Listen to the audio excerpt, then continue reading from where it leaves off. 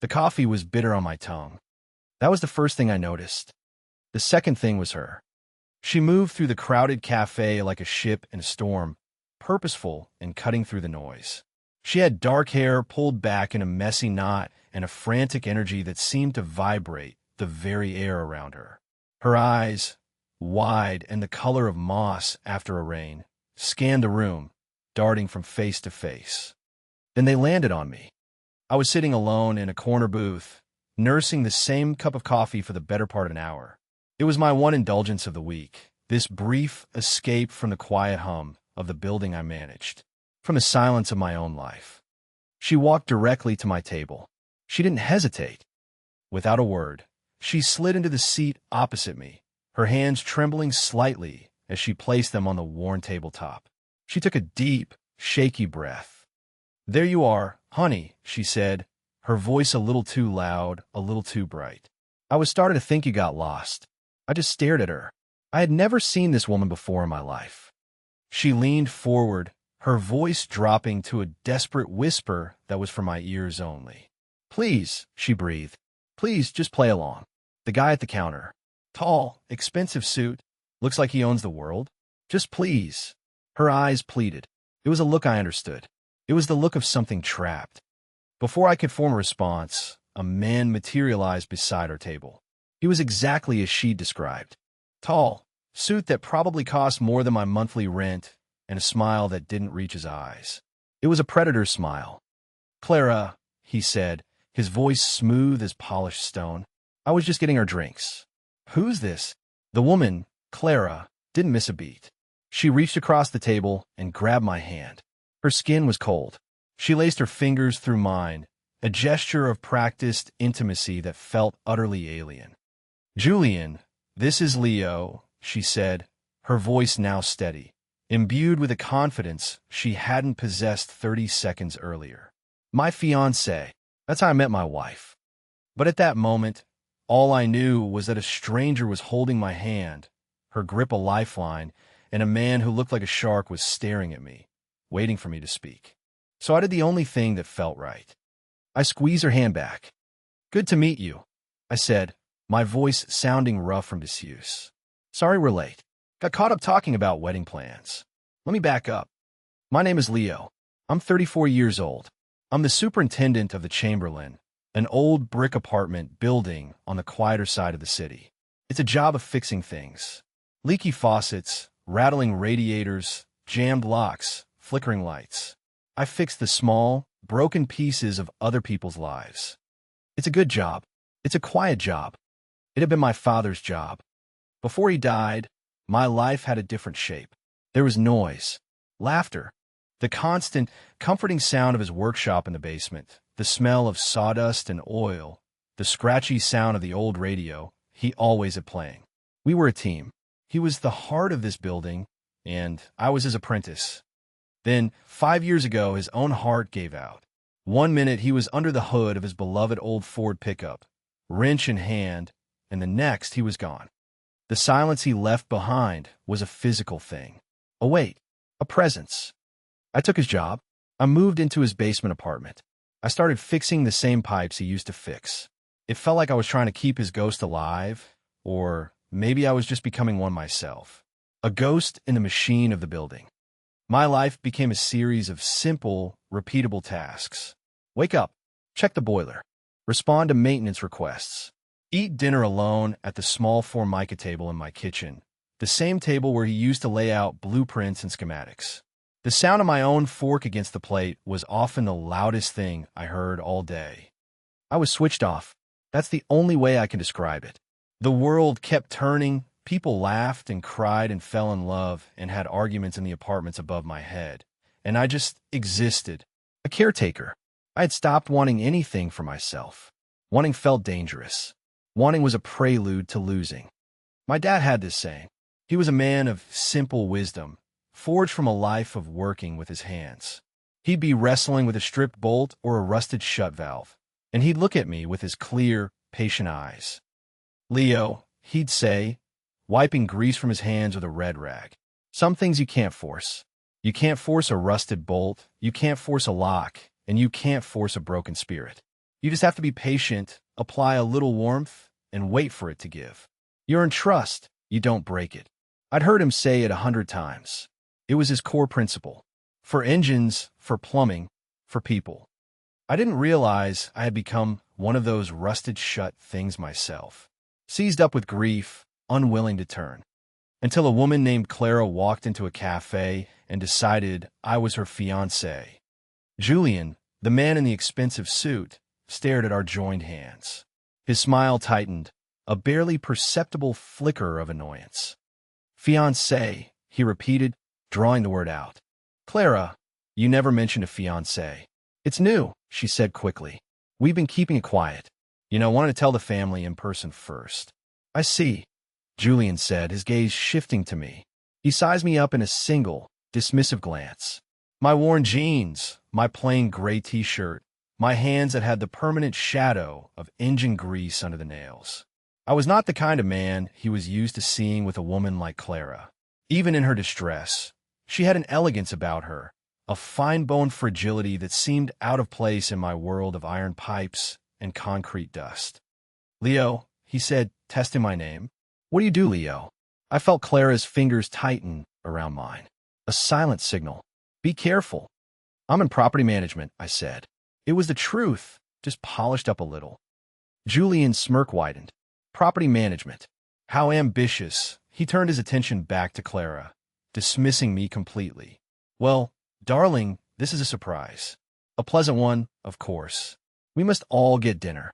You, me, your lovely new fiancé. We're busy, Clara said, her voice firm. Planning the wedding. Of course. Of course, he placed 2 cups on the table, a latte and a black coffee, his movements deliberate and overly graceful. Well, I won't interrupt your planning. He leaned down and kissed her on the cheek. It was a gesture of ownership, proprietary and chilling. We'll talk soon, Clara. And then he was gone. The moment the cafe door chimed behind him, Clara snatched her hand back from mine as if she'd been burned. She slumped back in her seat, burying her face in her hands.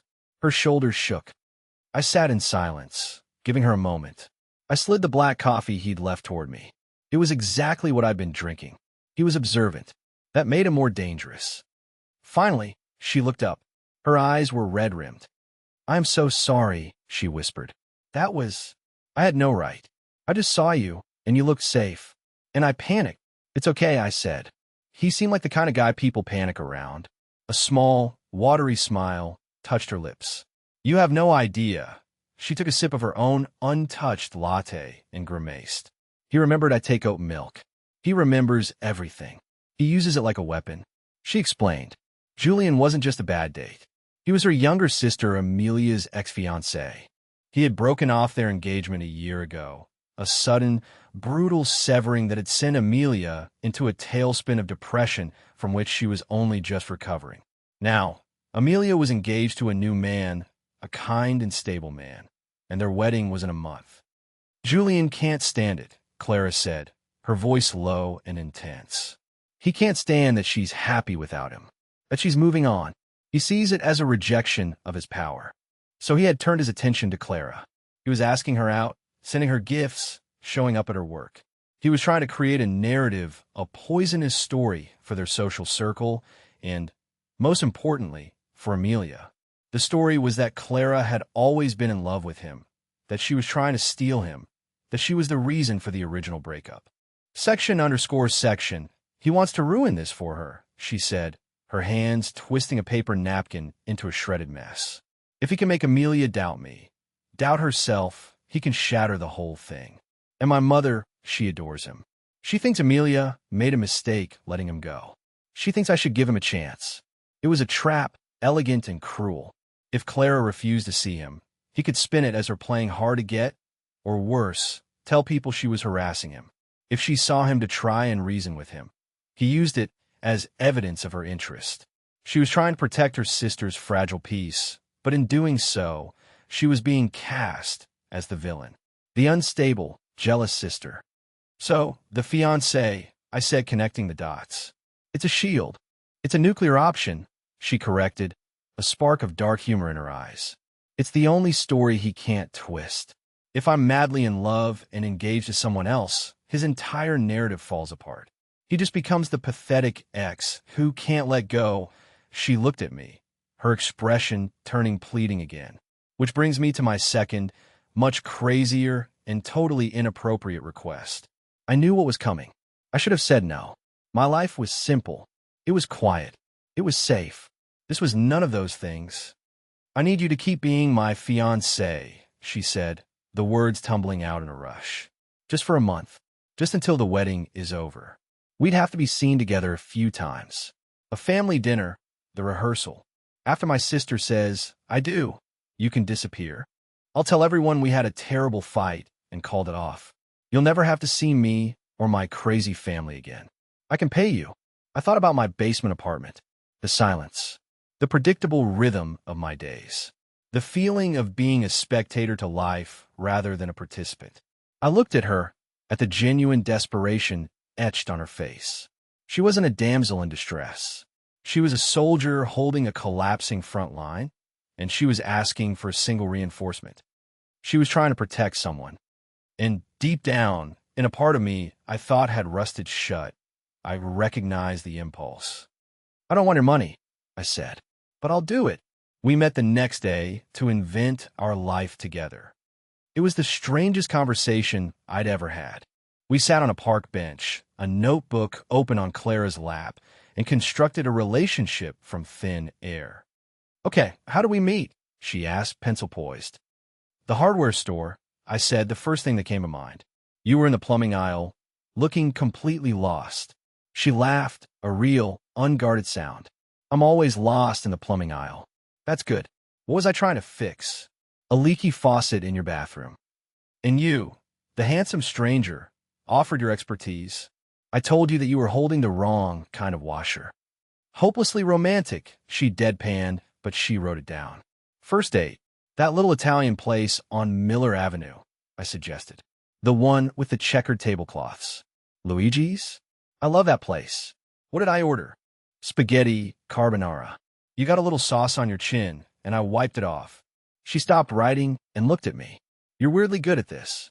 I fix things, I said with a shrug. I'm good with details. Somewhere in the inventing, the strangest thing happened. We stopped inventing. The questions shifted. She asked me what I really did for a living, and I told her the unpolished truth. About the building, about my dad, about the basement apartment. I didn't mean to, but I told her about the silence. She didn't say anything pitiful. She just nodded, her eyes full of a quiet understanding. Then she told me about herself. Not the frantic, panicked woman from the cafe, but the real one. She was a conservator at the city library, specializing in rare books. She talked about the delicate art of mending torn pages, of restitching bindings, of saving stories that were turning to dust. It's a lot like your job, I guess, she said softly. Just with paper and glue instead of copper and solder. Trying to hold things together. We talked for hours. We built our fake past.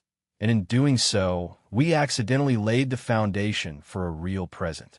By the time we parted ways, I knew her favorite color was the deep blue of twilight, that she was terrified of spiders, and that she hummed, slightly off-key, when she was concentrating. And she knew I was a man who lived in a basement, haunted by the ghost of his father. The first test came a week later. A family dinner. Clara's mother had insisted, and Julian had, of course, invited himself along. Walking into her parents' house was like stepping into another world. It was a place of polished wood floors, hushed tones, and paintings that probably cost more than my truck. I had never felt more out of place. Clara must have sensed it, because she slipped her hand into mine as we walked through the door. Just remember the story, she whispered. You love me because I make you laugh and I'm terrible at plumbing. Julian was already there, holding court in the living room, charming Clara's mother. He greeted us with that same predatory smile. Leo, he boomed, clapping me on the shoulder with a little too much force. Good to see you again. Clara, you look radiant. Love must agree with you. The dinner was an interrogation disguised as a meal. Julian led the charge, his questions wrapped in a veneer of friendly curiosity. So, Leo, a superintendent. That must be steady work. It is, I said simply, And you live in the building you manage? How convenient. A basement suite, Clara mentioned. It's quiet, I said. I'm sure it is, he said, a cruel glint in his eye. He turned to Clara's mother. It's just wonderful that Clara has found someone so grounded. She has a tendency to get her head in the clouds, doesn't she? It's good she has you, Leo, to keep her feet on the earth. Or, slightly below it. Clara stiffened beside me. Her mother gave a tight, uncomfortable smile. I could feel the tension coiling around the table. Julian was painting a picture of me as a lowly, subterranean creature, and of Clara as a fool for choosing me. I didn't rise to the bait. I just took a slow sip of water and looked at him. Clara doesn't need anyone to keep her grounded, I said, my voice even. Her feet are firmly on the ground. She's the strongest person I've ever met. I looked at Clara, and for a second, the rest of the room faded away. She spends her days saving things that are falling apart. She has the patience of a saint and the hands of a surgeon. If her head is in the clouds sometimes, it's because she's looking for a better view, and she deserves 1 inch. A stunned silence fell over the table. Julian's smile faltered. Clara was staring at me, her eyes wide with something I couldn't quite name. It wasn't part of the script. I hadn't been defending our fake relationship. I had been defending her. Later that week, I saw it. The thing I had talked about at dinner. I was walking through the park after a long day of wrestling with a faulty water heater in 3B. The evening was cool, and the last of the sunlight was filtering through the trees. I saw Clara sitting on a bench, but she wasn't alone. A mother was trying to comfort a crying little boy, maybe 4 or 5 years old, who was holding a picture book with a page ripped nearly in half. Clara said something to the mother, and the woman, looking relieved, handed her the book. From her handbag, Clara produced a small, professional-looking kit. It contained a roll of what looked like delicate tape and a small, flat tool for smoothing. I watched from a distance as she went to work. Her focus was absolute. She carefully aligned the 2 sides of the torn page, her movements precise and economical. She applied the transparent archival tape with the steady hand I had described, smoothing it down until the tear was almost invisible. The entire process took maybe 5 minutes. She didn't say a word. She just fixed it. She handed the book back to the little boy, who had stopped crying and was now watching her with wide, curious eyes. She gave him a small, almost sad smile, and then turned back to stare at the duck pond as the mother hurried her son away, likely without a proper thank you. She had no idea anyone was watching. It wasn't a performance. It was just who she was, a quiet restorer of broken things. In that moment, watching her perform that small, anonymous act of kindness, the line between pretend and real, between the story we invented and the truth I was discovering, vanished completely. The wedding rehearsal dinner was held at a country club, the kind of place with manicured lawns and valets who looked down on my 10-year-old truck. The air was thick with forced festivity. Julian was there, of course.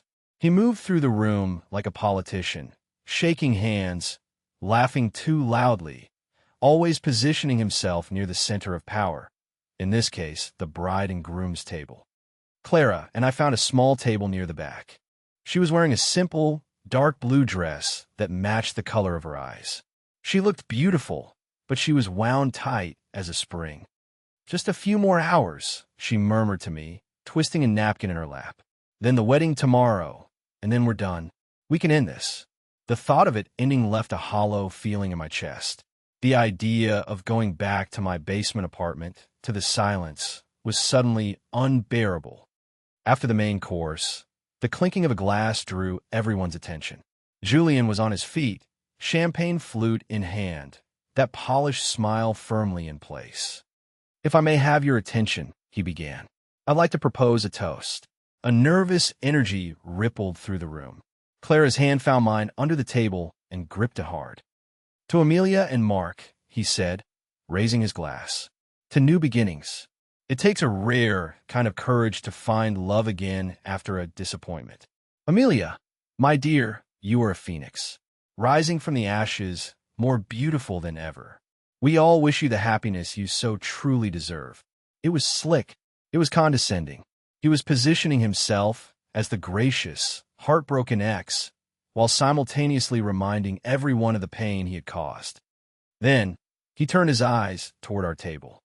And I'd also like to toast the maid of honor. To Clara, his smile sharpened, who has also had her share of searching. It is so wonderful to see that she, too, has finally found someone to appreciate her unique qualities. To Clara and her, Leo, he paused, letting the silence hang, letting his condescension sink in. It's heartwarming to see she's finally found someone on her level. May you both be very happy in your basement. The insult was blatant. The silence that followed was suffocating. I could feel every eye in the room on us. Clara's face was ashen. Her knuckles were white where she gripped my hand. I could feel the tremor running through her. He was trying to break her, to humiliate her in front of her entire family, to prove his point that she was a pathetic creature who had settled for less. In my head, I heard my father's voice, calm and steady as ever. You can't force a broken spirit. You just have to be patient, apply a little warmth. Anger wouldn't work. A shouting match would only prove Julian's point that we were classless. He wanted me to fight him on his terms. So I chose not to fight at all. I pushed my chair back, stood up, and held my hand out to Clara. I didn't look at Julian. I didn't acknowledge him. My entire world narrowed to her. "Dance with me," I said softly. She looked up at me, her eyes filled with confusion and hurt. The band on the small stage had just started playing a slow, simple melody. "What?" she whispered. "Dance with me, Clara." She placed her trembling hand in mine, and I led her to the small, empty dance floor. I pulled her close, resting one hand on the small of her back, and we began to move. It wasn't a grand gesture. It was a quiet one. It was a retreat, an act of deliberate, focused intimacy in the face of a public attack. I didn't say a word. I just held her. I could feel the rigid tension in her body, the way she was holding her breath. I rested my cheek against her hair and just kept moving a slow, steady rhythm. 1, 2, 3, 1, 2, 3. I was shielding her, using my own body to block out the stares, to create a space that was just for the two of us. After a moment, I felt it, a subtle shift, a slow release of tension. She let out a shaky breath and leaned her head against my shoulder. Her hand unclenched from its tight fist and rested flat against my back. We danced through the entire song. In the middle of that hostile room, under the weight of all those judging eyes, we created a pocket of peace. When the music ended, I didn't let her go immediately. I just held her for a second longer. Then I looked up. Julian was still standing, his glass in his hand, his smile gone. He looked wrong-footed, deflated. My refusal to engage had stolen his power. His attack had been met not with anger, but with tenderness. It made him look small. It made him look cruel. The narrative had cracked. People weren't looking at us with pity anymore. They were looking at us with a dawning understanding. They saw a man gently holding the woman he loved. They saw the truth.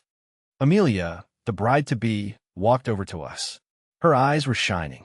She ignored me and hugged her sister fiercely. "He's a good one, Clara," she whispered, loud enough for me to hear.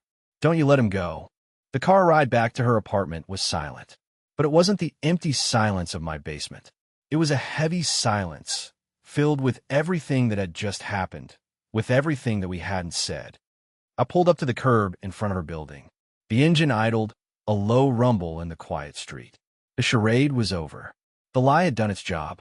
Julian was exposed. Amelia was safe. Tomorrow was the wedding, and then I was supposed to disappear.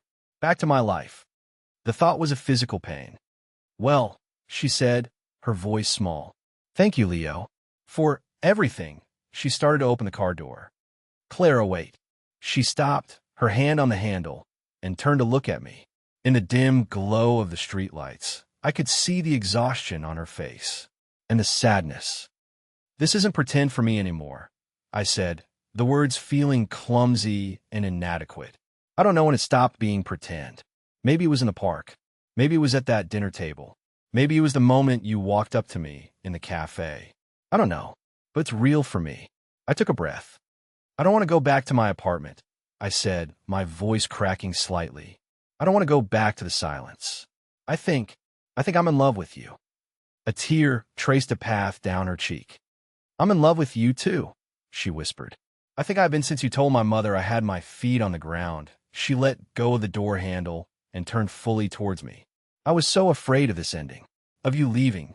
I'm not going anywhere, I said, unless you want me to. She shook her head, a real, brilliant smile finally breaking through the tears. No, don't you dare go anywhere. A month later, I was still not in my basement apartment. I was in hers. My toolbox sat by the front door, and my worn copy of my dad's favorite book was on her nightstand.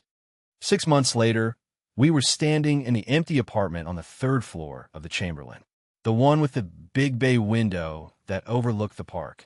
The landlord had given me a deal on the rent. We were arguing about paint swatches. She wanted a color called Whispering Willow, and I thought it looked suspiciously like the color of primer. It was the happiest argument of my life. A year to the day after we met in that cafe, I took her back to the same park where I had watched her fix that little boy's book. We sat on the same bench. I didn't have a diamond. Diamonds felt like Julian's world, a world of polished surfaces and hidden flaws. Instead, I had a small, simple silver ring. My dad made this, I told her, my voice thick with emotion. He made it for my mom when they were young and had nothing. It's made from an old Demitas spoon from his grandmother's collection. It's not much. It's everything, she said, her eyes shining as I slid it onto her finger. We heard, eventually, what happened to Julian. His business empire, built on charm and intimidation, was a house of cards. An investigation into some shady deals led to more investigations. His reputation crumbled, not with a bang, but with the quiet, steady erosion of truth. Clara's family, especially her mother, saw him for what he was. They apologized to her profusely and sincerely for ever doubting her. She was vindicated, not by any action she took, but simply by the quiet integrity of her own character. She had won by refusing to play his game. I often think back to that first day, to the man I was sitting in that cafe. I walked in their ghost, a man who fixed leaks in other people's lives because his own had a hole in it too big to patch. I thought I was being a hero. I thought I was rescuing a damsel in distress, protecting her from manipulative ex, saving her sister's wedding. I was wrong. I see it so clearly now. All along, she was the one rescuing me. She walked into that cafe and threw a rock through the quiet, gray surface of my life. She pulled me out of the basement literally and figuratively. She filled the silence with her laughter, her humming, the scent of old paper and new beginnings. She saw the man I was, not the job I had or the place I lived. She saw me. She was the restorer. I was the broken thing she so patiently and carefully mended. It's funny how life works. You think you're showing up to save someone else, and you end up being the one who gets saved. You think you're offering protection, and you end up receiving the greatest gift of all, a reason to feel again. The world is full of people who are written off, overlooked, and misunderstood. The quiet ones, the sad ones, the ones who are just trying to hold things together. But sometimes those are the people with the most to give. The ones who know the true value of patience, of kindness, of a steady hand in the dark. My dad was right all along. You can't force things. You can't force a rusted bolt, you can't force a lock, and you can't force a heart to open. You just show up. You offer a little warmth, a little patience. You earn the trust instead of trying to break the spirit. And if you're lucky, one day, the door just swings open, and you're finally home.